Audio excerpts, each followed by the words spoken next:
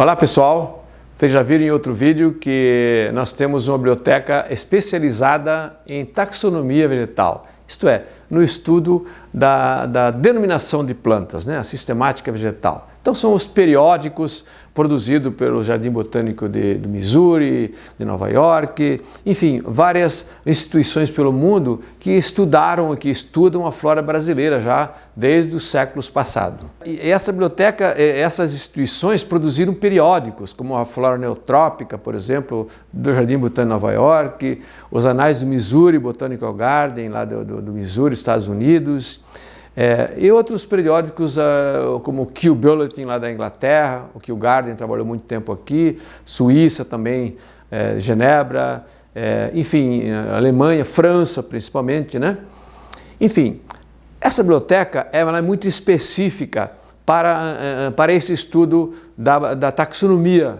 da denominação das plantas. Mas é lógico que é um espaço restrito, e principalmente voltado para que esteja próximo realmente do herbário, Agora nós temos uma outra biblioteca aqui que é de livros, na verdade, Livros de todas as naturezas, todos os tipos, de todas as funções, enfim, E inclusive alguns de taxonomia, mas que por uma razão por questão de espaço, estão aqui. É o caso, por exemplo, vocês já ouviram falar da Flora Brasileira de Fomarcius, Flora Brasiliensis de Fomarcius, É uma publicação feita, uma das maiores, aliás, dizem que é a maior do mundo na área de botânica, São 40 volumes, Ela foi produzida como resultado de uma expedição do Fomarcius, que esteve no Brasil em 1819, no casamento da princesa Leopoldina com Dom Pedro, Ele era um dos convidados, ele era um nobre europeu, era alemão, e era médico e gostava da botânica. Na verdade, a botânica naquela época era estudada por médicos, para efeito de procura de plantas medicinais, E então ele começou a mexer os pauzinhos para fazer uma expedição aqui. Isso caiu no ouvido do imperador, que falou assim: poxa, pode fazer que eu banco, E não deu outra, ele já estava tudo já engatilhado para fazer uma expedição pelo Brasil afora. Então ele saiu das margens do Ipiranga, lá no palácio lá, seguiu pela beira do Rio Pinheiros e o Tietê, pela marginal do Tietê, lá nessa época, e foi com a equipe grande, com escravos, com cavalos, com carroças, e vários convidados, com desenhistas, com outros botânicos, E foi caminhando, sem pressa para chegar, sem destino final e sem pressa para chegar, ok? A gente sabe que ele escreveu tudo isso, sabe exatamente por onde ele passou. Então, um dos locais que ele passou foi pelo Vale do São Francisco, chegou em Belém, aí lá ele pegou um barco e saiu pelo Rio Amazonas. Entrou no Rio Japurá e atravessou a fronteira do Brasil, na Colômbia, e subiu o Rio Caquetá, E foi até uma cidade chamada Araraquara, onde ele encerrou a expedição, E um dos locais que ele visitou, e que eu tive a oportunidade de visitar muitos 150 anos depois, é um Cerro Jupati, lá próximo da fronteira do Brasil, mas já na Colômbia, onde é um espaço sagrado dos índios daquela região. Então eles não deixam realmente ninguém ir lá. E foi uma negociação muito longa para eu conseguir acessar esse morro, porque lá é onde é considerado um morro sagrado para esse grupo de índios, Finalmente a gente foi com um grupo de índios que não queriam que a gente coletasse nada e verificasse nada, Enfim, do jeito que o Márcio descreve nos seus relatos, é exatamente aquilo que está lá hoje, não mudou nada, é exatamente aquilo, interessante, muito interessante, Eu fui atrás de uma palmeira, Enocarpus circumtestus, que só ocorre lá, né? Consegui documentar, fotografar. Marcius levou então essas cicatas, essas plantas, essas informações para a Europa e durante 60 anos ele trabalhou em cima desse material, identificando e produzindo essa coleção, que começou lá nos anos 1824 e terminou em 1898, parece o último volume, são 40 volumes, escrito ainda em latim, né? Escrito em latim, porque a linguagem da botânica daquela época era o latim. Então, Flora Brasiliensis, estão vendo aqui, Carolus Federicus Philippus de Marcius, von Marcius, ok? Esse era o nome dele. Então, essa é a Flora Brasiliensis de Marcius, ok?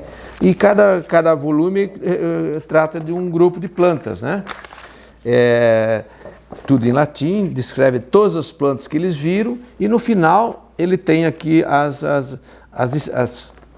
fotos, né, as pranchas que a equipe dos desenhistas desenharam durante a viagem, né?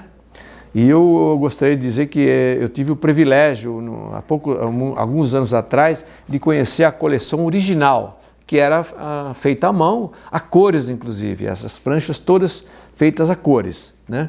Lá no Jardim Botânico de Edimburgo, na Escócia, né? Essa coleção estava guardada a 7 chaves há 70 anos e o diretor lá fez questão de abrir esses armários para mostrar a coleção original, ok?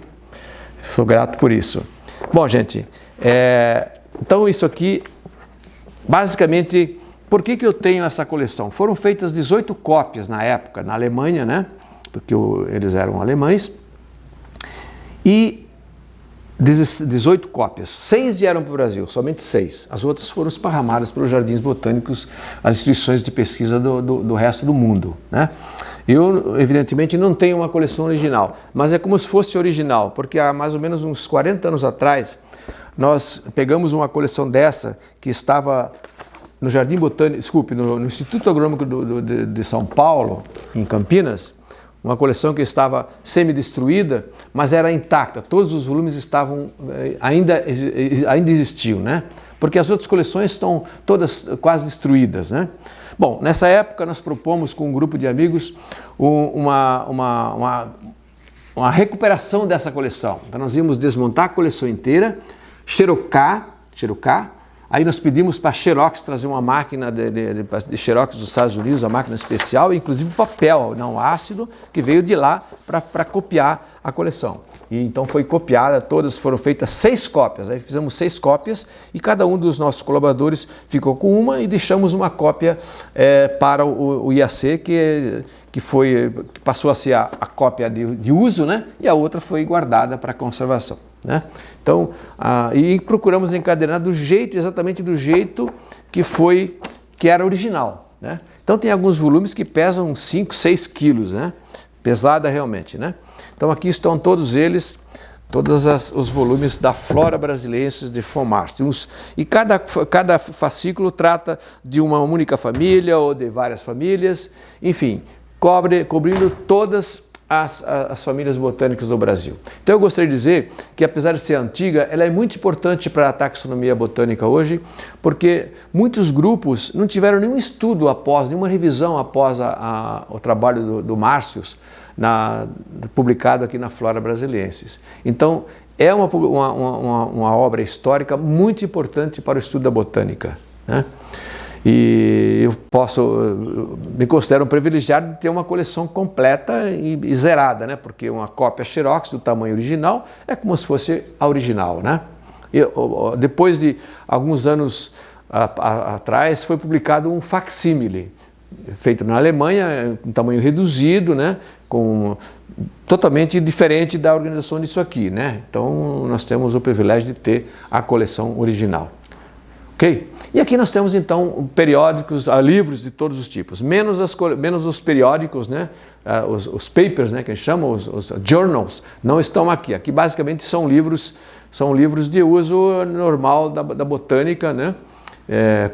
Organizado por temas como plantas medicinais, árvores, plantas aquáticas, e eu queria destacar também aqui uma coleção feita muito tempo depois, mas que também é muito importante para o estudo das plantas, que é o Pio Correia, né?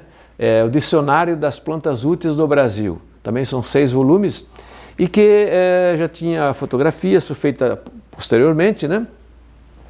E que também é uma coleção significativa para a flora brasileira, mas principalmente não na área de botânica taxonômica em si, mas na parte de botânica econômica, porque ele procurou relatar os usos das plantas. Não é o caso da flora brasileira de Marston, que ele se restringiu exatamente à descrição botânica, né?